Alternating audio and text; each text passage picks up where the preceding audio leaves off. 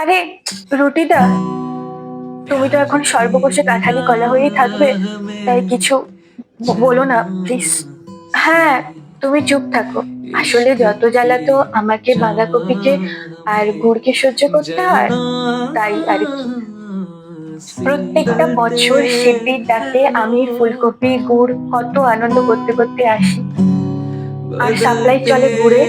Please please, তোরা এরকম করে বলিস না।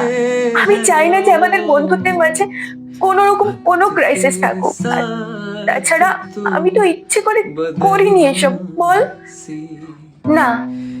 সে তো আমরাও চাই না, কিন্তু দেখো রুটিদা, সেই এক সপ্তাহ ধরে আমাকে আর বাঁধাকপিকে এই ঠান্ডায় ফ্রিজের মধ্যে থেকে থেকে কাঠ হতে হচ্ছে। বুড়ো বুড়ির নাতি নাতনিরা যখন থাকতো, আমাদেরকে খুঁজতো, আমাদের অনেক কদর করতো, কিন্তু কিন্তু নাতি নাতনিরা তো এখন নেই, চাকরি করতে গেছে। আর তাছাড়াও সেই ছোটবেলা থেকে আমি এই বুড়ো বুড়ির ইমোশন, আমাকে কি করে ওরা দূরে ঠেলে দেবে বল। কোথায় গো? গুড় রুটিটা নিয়ে আসো, রোদে বসে বসে খাবো। এক্ষুনি আমাকে আর রুটিটাকে নিয়ে যাবে, আর ওরা চলবে।